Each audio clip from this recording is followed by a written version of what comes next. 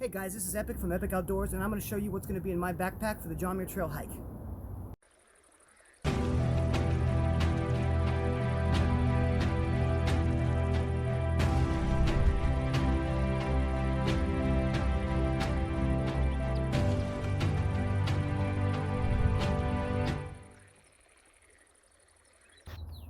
Okay guys, starting from the top corner, this is my Darien Dream hammock with my MSR Groundhog stakes in a Z-Packs Dyneema stuff sack. Hammock's also in a Dyneema stuff sack. This here is my clothes. I will separate those out later and show you what the clothes I carry in my bag is. Now do remember, this is not the clothes that I'm wearing on my body. This is not my main outfit that I wear when I'm hiking. These are the thermals I wear at night. These are my spare socks. If I'm on a through hike, this will include my town clothes. So these are the clothes that spend most of the time in my backpack, not the ones I'm normally wearing on the trail. Going down the list here, I'm trying something new. This is the 3FUL rain poncho that also will cover my backpack. I hiked with it a little bit. I've been liking it so far. I wanted to try out a poncho. What I was using on other hikes, including the Appalachian Trail, was my Helium 2 rain jacket. Love that rain jacket. Just giving something else to try here and seeing how it turns out. This here is a shemagh. It is used by the Bedouins. It's also used by most branches of the military nowadays. This is something I carry because I don't carry a beanie, I don't carry a pack towel, and I don't carry a buff or anything like that, because this does the job of all three. So I can eliminate carrying 3 items by carrying just this. Moving on down, this is my rain fly. This is a Dyneema composite rain fly from Hammock Gear with doors, and it's also got a Wasp from Dutch Gear and a continuous ridgeline from Dutch Gear. This is my map for the John Muir Trail. When I carry maps, if I can, I prefer the National Geographic maps. I like their level of detail and information, and I also like the fact that they're waterproof. I will be carrying my solar panel on this trip. I do not carry this on every trip. I did carry it in the Whites and in the Mahoosuc Range in Maine, because I got up above tree line and had open places where I could use my solar panel. But most of the Appalachian Trail, I did not carry a solar panel because you're in what's called the Green Tunnel and you're under canopy, and it's not going to be of much use to you. This is my REI Co-op puffy down jacket. I think the model is a Magma. I can't remember. It's this one's been through the ringer. This is probably going to be the last run for this jacket. But a light down puffy is pretty much essential, even if you're not going out in super cold weather. There's a lot of crosswind up in the mountains, and when you take off your backpack, you know, when the wind blows through you, you get really cold because you're wet and sweaty. This is more of a luxury item. This is my X pillow from Climate. I've never been a big fan of blow-up pillows, but this one in particular, the way that it's sewn together and made, it actually hugs around your head, so it stays under me a little bit better. That works especially in a hammock. This is my battery bank. This is an Anchor. This is a 26,800. So that's a lot of power. This one's a little bit heavier. I also have the 2 smaller models, which is the 10,100 milliamp, I think, and the 20,100 milliamp. And this one I'm taking to try out just because I've got more items to charge. We've got more cameras and more stuff that we're carrying that needs battery power. I don't carry extra batteries on the trail. All of my devices are USB charged. So we're going to use this battery bank and see how this extra power works for me, and if I need that much battery for some of the extra electronic equipment that I'm carrying. I would really put this in the consumable area. You know, it's kind of a gray area. It kind of goes with your toiletries, but this is the stuff that I use to repel mosquitoes and ticks on the trail. I use Pickardin lotion because the lotion stays on better when you sweat, and DEET has a tendency to melt plastics on a lot of your gear. This is my repair kit, my Toiletries kit, and my med kit. And you can see that they're in tins. Some people might be going, oh, you're carrying metal tins, that's so heavy. But they're only like 4 or 5 ounces a piece total on these 2 big kits, and this one's even lighter. And the reason I chose to do that is because I've been carrying this stuff in Ziploc bags for several hikes now, and I kind of get sick of them getting holes punched in them and having to replace them all the time. And this wasn't a lot of extra weight, and I'm still pretty low base weight. So right now I'm kind of enjoying carrying the tins. It's just kind of a preference for me. It makes it so none of this stuff gets damaged, and it fits in my pack real well, and I don't have to constantly replace the container that it's in. Some sort of wet nap is good to carry out there. This will probably also go into consumables, but you will usually weigh your toiletries kit. This is my Use of spades, trowel. Some people don't like to carry a toilet trowel. I think just a little one for chopping up the ground is a little bit easier than using a stick. So I carry that, and obviously some toilet paper on the trail. Bear spray. Most of the places I hike are bear country. That doesn't mean it's always a problem area for bears, but I like to have it on me even if I'm not in an area where you have habituated bears, because you don't carry this stuff for the moment, any other moment than the moment you will need it. So I have never had to use it. The John Muir Trail is especially a place that I want to carry it, because I had multiple bear encounters going through Yosemite and the John Muir Trail the last time that I was hiking on it, when I did the PCT. And it's kind of a comfort item, but the bears are really habituated in that area. It's probably one of the biggest places they have a problem with it that I've ever seen, and they associate people with humans or people with food, and that's how accidents happen.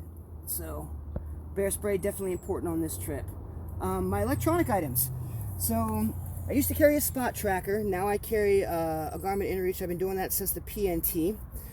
My second attempt on the PNT, the one that I successfully thru-hiked. And I discovered that I needed a little bit more than just the auto texting and the geo-tracking that it had. It was an okay device, but the Garmin has helped me take care of some problems in real time. When I've lost or broken equipment, I was able to get people, give them the heads up at home right away and tell them that I needed stuff shipped to me, instead of having to wait till I got back to phone signal in order to handle situations like that. I also like the some of the features on this. It's really feature rich as far as it being an independent GPS. That way, if my GPS breaks or my Gaia breaks or my gut hooks breaks, I also have an independent GPS on this all by itself.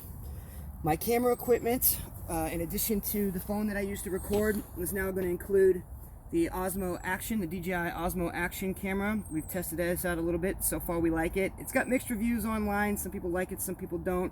I'm really enjoying it so far. This is my shoulder strap mount that goes onto my backpack, and it is going to make it so I can take panoramic shots and some mounted shots from my backpack while I'm filming. This is the housing that goes with the DJI Action camera, so if I drop it or something, it gets at least a little bit of protection. It does not require a waterproof housing, much like the GoPro does not require it, because the camera itself is waterproof up to a certain dive depth. I think it's like 11 meters. They do sell housing for it if you want to go deeper, but it should be waterproof and the range is fine. This is my small tripod for doing stationary shots or vlogging. And this right here is designed so I can transfer data in combination with this device. This is so I can put my SD card from my camera or my phone in here, attach it to this device, and upload it to my phone. That way I can get it into the cloud when I have signal. And this is kind of how I do things on the trail. I don't do most of my editing on trail. I send it back to Fancy Pants and he does the editing when I have signal, and that makes it so we can get out episodes and get out content faster. This is my Anchor Bluetooth headphones. They are a sports pair that I use for jogging. I also use them on the trail because they're sweatproof and waterproof. Now this is an interesting item. This is the LE USB rechargeable headlamp. And what's interesting about this is that it's worked. I used to have a Revolt that I used from Black Diamond, and it was pretty feature rich, and I like that. This does just about everything that does. It's got a red light on it. It's got broad light settings, spotlight settings. It's USB rechargeable, and it's only $10.99, and it's been really, really dependable. So that's a great value buy on Amazon, to have a really dependable headlamp that doesn't cost you a whole lot of money. Great budget buy. Obviously, these are my cables that I use. I usually carry a micro USB and a USB-C because those are the two types that my devices take on the trail. This is what I use to waterproof my electronics and keep them inside of the bag. A lot of people use like a kayak bag or just a Ziploc bag. I don't trust the Ziploc bags to last after a certain point. The freezer bags, I mean, they're fairly durable, but you find out the hard way. You get a hole in them and then all your stuff has gotten wet, and that has happened to me before. This is just a silicone zip bag that's designed to have this slide over the top. And it's not particularly expensive. It's a little less weight than buying like a kayak dry bag, and it's kept my stuff dry so far. And because it's more resilient, I don't have to worry as much about it getting holes in it, and it holds up a little bit better. This item here is, I didn't know whether to put this in skin out weight or to put this as part of my base weight, so I went ahead and put it in here. This is actually a phone holder that goes on my wrist. One of the things about filming and using GPS out on the trails, I get sick of having to pull it out of my pocket. Sometimes I can't always get a shot in time. When I look at my GPS, I don't like to go fishing around in my pocket for it. So I've been testing this out, and it turns out it works pretty good. It keeps my hands free. I don't have to switch around with my trekking poles in my hands a whole lot. It makes it so it's really easy to access my phone frequently on the trail just via wrist. So I can take a quick look at it. I can change my music if I'm listening to music. I can check out my GPS or my gut hooks real easy on my wrist. It's been a real convenient way to do it. I used to also try to clip it onto my bag, and that worked okay, but this method I think I like a little bit better. Moving on down here, this is a $5 butt pad that I get from Arrowhead Equipment, and it's just a real cheap one. I don't bother with the Thermarest ones because they're a little bit more expensive, and this works just fine for me and doesn't cost very much money. This is a Survival Filter soft water bag. It's just an off-brand from Amazon. It's very similar to the ones that you get from Platypus. I like these water bottles a little bit better than the smart water bottles, because I've noticed with the smart water bottles that I've lost some of them once they're empty. They have a tendency to ride up in my pocket, and sometimes they fall out, and if they don't, make a sound on a rock or something, you don't always know you've dropped your water bottles. Those happened to me in the desert on the PCT, and I was one water bottle down. Definitely a place you don't want that to happen. So the soft ones, what's great is when they get empty, they tuck down deep inside the pocket real well, and it's easier to hold on to them. This is my favorite water filter. I used to use Sawyer's. I've used everything from the Mini to the Squeeze to Gravity System on the PNT when I went in 2016, and that Gravity System worked really well, but the downside is that you can't just grab and go. You have to sit and wait for your water to filter via the gravity feed. If you get to camp at the end of the night and you're using a gravity filter, it works great because you can start your camp chores while your water filters. But if you want to grab and go, I've discovered this thing is amazing. So I use this on the AT. This is the 1 liter Cat9 B-free water filter, and there's multiple things I like about this. For one, it's got a flow rate that is just insane. And it lasts for a pretty long time. None of the other ones have a flow rate that even touches this one. And when this one does finally start to clog and bog down a little bit, I feel like it's still comparable to what the Sawyer Squeeze does. And it's easier to clean. There's no back flushing required because, as you can see the fiber filaments inside there. And all you have to do is rinse that off or shake it off in a stream, and it helps keep that filter unclogged instead of back flushing. It's also, with the flow rate that it's got, it's really easy for me to fill this one, squeeze into this bottle, and if I need to carry 2 liters, just fill this back up. So this will be one of my water bottles, and this will be the other one.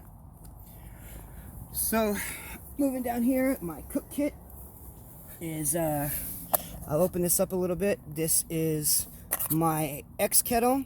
I used to have a bear bowl. You guys can find those online if you want to look up the bear bowls. I really like them. They're a foldable pot, kind of works like origami. It's made out of some proprietary, I can talk, food grade, I think coated fiberglass or something like that. In any event, if you check out my Appalachian Trail videos, I was carrying it for a while, and I did a video where it got damaged. I keep ripping the things, and I wanted one that was flat. I wanted to cook, so these take up a lot of room inside of your pack. Most cook kits do. And like a titanium pot, they're light, but they take volume up in the pack. And so I wanted something that folded flat and took up less volume, and this turned out to be my solution when the bear bowl failed, because it collapses down nice and flat. It is, I like the lid. It helps me heat up stuff faster. It's got a little rubber band that goes with it. So far, it's been great. I have heard some things online about the top starting to crack in little places. It hasn't been a big deal for me. I've had this for a little while, and it hasn't had a serious problem. I don't know if the lid will eventually fail, but it's lasted quite a long time. What I keep with that is my BRS stove. There's also a Sea to Summit spoon that I carry that's foldable, or not a Sea to Summit spoon. It is actually I think it's a Snow Peak spoon. I'm not listing it in my gear list because unfortunately they discontinued it. It is part of my gear, but nobody's going to be able to purchase it because I guess they discontinued it. The BRS stove itself, though, is the tiniest stove they have on the market. It is super cheap. It's between 16 and 18 bucks, and it weighs 0.9 ounces, which I think is about 28 grams. And it's got a good platform. This sits on top of it real well. It's stable when it's on my fuel canister. So that pretty much comprises my entire cook kit, with the exception of my cup, which is right next to all of this. My cup actually serves two purposes. It is both a chopping board, so sometimes I carry cheese or summer sausage out on the trail, and I'm able to use this. You can see the scratch marks on there where I use this as a cutting board. That way I actually, instead of trying to cut in the air, that can be dangerous, and I don't want to cut myself out on the trail. And then also this folds up into a cup. And the reason I like that is because when I've got food in here and I want a hot drink, you know, this makes it so I can just pour my hot water out here first, and then use the remainder for my food. And that works out pretty good. And because it also packs down flat, it just sticks back in the mesh pocket of my backpack, which is what I call my lazy pocket, and it doesn't take up a lot of room. So the flat things packing is really, really useful because it doesn't take up volume space in your pack. Moving on, this is my bear canister. This is the BV500. Obviously it's got food in it right now, which does not count as part of my base weight, but this is my initial resupply packed already and ready to go for the JMT. They make a smaller one. It's the BV450, I think. This is probably the most popular one that you see out on the trail. There's a couple of other models that they make that you can also get, but this is the one that I'm going to be carrying on the JMT. My trekking poles. These are my Lucky carbon titanium. It's carbon. It's called the carbon tie system. So it's I guess it's a combination of carbon and titanium. I went through lots of Lucky trekking poles before I found ones that were really good for me. These ones turned out to be it. Now, on the end of my trekking pole, I have a camera attachment mount. This is a custom job that I put together from several things. A company called ArmorX made the mount, and then this is a bicycle handle mount that I put on here. A lot of people, when they're doing a selfie stick kind of filming on the trail, they use a stick pick, which fits on the end of your pole right here. It just hugs on here. You have to find the right size for your trekking pole. But I found that no matter what I did, I kind of got spin where the phone was really heavy and it would tip to one side or the other, and it kind of made filming difficult. Also, I didn't like to have to take it on and off every single time. I really like this mount. It's more durable. It allows me to adjust things at a lot of different angles. The stick pick is kind of fixed at its own angle. There's a lot more adjustability, and as I started to play with filming a lot more, I found that I needed some more options. So this is the mount that I use to do my walk and talks down the trail, get some of my overhead panoramics, things like that. Now down here is the quilt system for my sleeping system. Since I'm using a hammock, I have two quilts. One is my underquilt, that's this one right here, and this one is a little bit lighter. This is my Revolution. So this is the Revolt underquilt for my hammock system, and this is the Revelation top quilt. So this basically takes the place of a sleeping pad. If you're using a tent system, you'd be using a sleeping pad for insulation. You can use them in a hammock, but it's been my experience that they don't work very well. They're not actually hammock shaped, and they slide out from underneath you, and it's hard to keep them adjusted and hard for you to sleep at a good diagonal in a hammock with a sleeping pad. So an underquilt turns out to be a much better option. They are pricey, but I think they're worth every penny. The top quilt is what I use in the sleeping in a hammock, because the sleeping bag has extra material on the bottom of it that you're just crushing. The insulation you're crushing on the bottom is not doing you any good. It doesn't provide any insulation. So a top quilt will do the same job as a sleeping bag where it counts, and will actually save you some weight in the extra material underneath that you do not need. Last but not least is my backpack. My backpack is a Z-Pack's Arc Blast. It's currently arced right now. It's named actually because of the arc in the backpack. Now the weight on this pack varies depending on what you get on it. It's a modular system, so you buy the stock pack and it has one weight, and then the pockets that you attach to them, so you can order these pockets separately. You can order pockets that go on the hip straps. You can order pockets that go on the sides. I used to have the belt pockets. Right now I'm just working with the ones on the shoulder straps and the ones that hook to the sides. And all of my gear seems to fit in here using just that system. And I think this, with a couple of carabiners that I got attached to it, is about 27 ounces. You'll have to look at my gear list. But this is probably the lightest pack on the market that you're going to get that actually has a frame. Other packs that are of comparable weight or lighter don't actually have a frame or a support system for the back there. Frameless pack. And that pretty much does it for the overview of what's part of my base weight and what's going to be on the list that you'll see on Lighter Pack. I'm going to go over my skin out weight stuff, which will include what my shoes are, and it's going to include all the stuff that I'll be wearing on the trail. So let's take a look at that.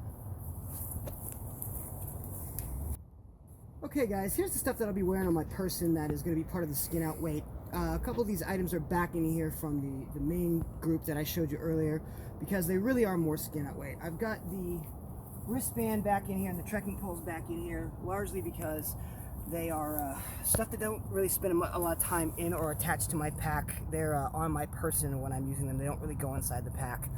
These will not be included in the base weight list that's shown in the link description below. That will be only my base weight, so that'll mean everything that goes in my pack minus consumables. Starting from the top over here, a good pair of compression underwear.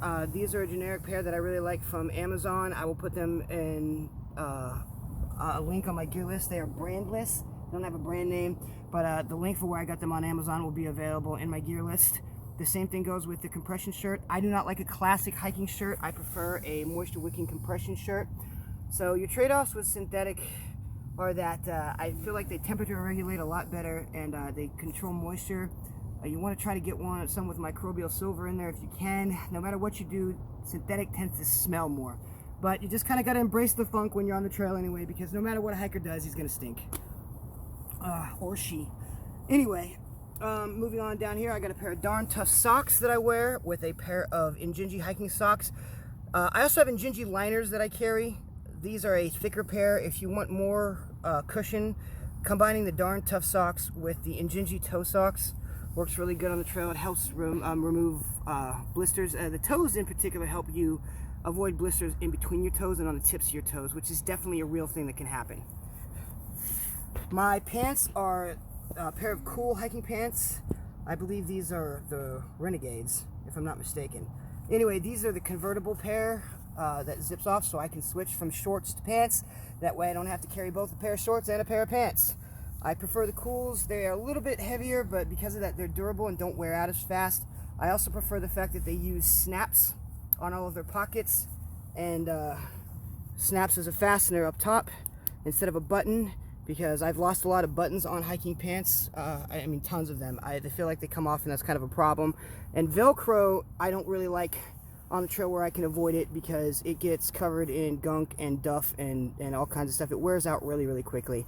And the snaps, obviously, it doesn't have a lot of moving parts to wear out. So these are my cool hiking pants. Definitely awesome.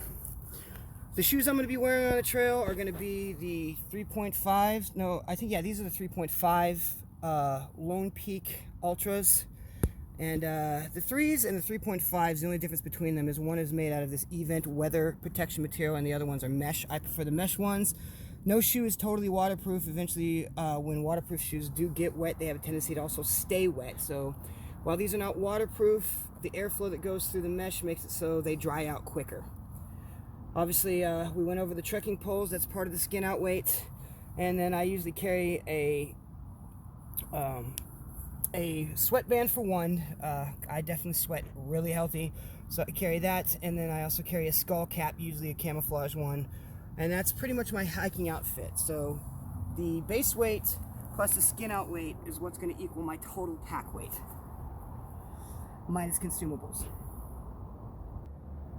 Okay, so here we've broken open my toiletry kit and my med kit, and just want to kind of show you some of the items that I got in there. For my toiletry tin, I just carry some toothpaste. A foldable toothbrush is usually what I prefer, because I like to have the full length, but I want it to pack down. So the toothpaste brush just opens up like so, and then you got a full handle toothbrush. A lot of people, to save weight or to save space, they cut the handle in half, but I don't like getting toothpaste all over my fingers.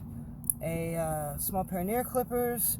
I prefer Carmex to chapstick, because it is not just a preventative method. If you do end up with chapped lips, it helps them heal.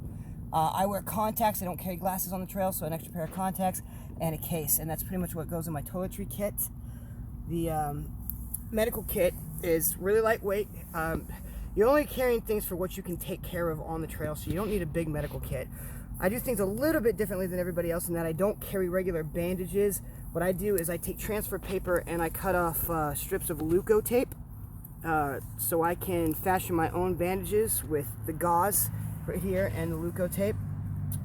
In addition to that, I carry some antiseptic towelettes to clean a wound and some triple antibiotic to help it heal. For blisters, I use the Leuko tape in combination with these benzoin tinctures. Not only does it help blister heal, but in addition to that, it also makes the Leuko tape bond to the skin even better, so it kind of does two jobs. So I always carry some benzoin tincture. A small pair of scissors to be able to cut and craft my bandages, and then if I am having to doctor up anybody else on the trail, I carry a small pair of latex gloves. Now, this is an item I didn't used to carry until I had a small accident. For those of you who've been watching since the beginning, you may have remembered that I had a small accident on Mount Washington where I took a tumble and cut myself up pretty good. And there was a young lady that was kind enough to stop and doctor me up and bandage me up, and she had the distinguished pleasure of getting to play in my blood, and we didn't have an extra pair of gloves, so now I carry a pair. The items up front are also, technically part of my Toiletries kit, but these are items I do not carry in the tin. I actually carry them in my front pockets because of quick and frequent access. If you are going through pain, ibuprofen or vitamin I, as we call it, is something that you will be taking multiple times throughout the day, at least twice typically, and so being able to access that without having to stop and dig it out of my pack is good. Same thing with reapplying sunscreen. And the A&D ointment is for any kind of rashes and or chafing that you want to deal with or prevent. So those go in my front pocket.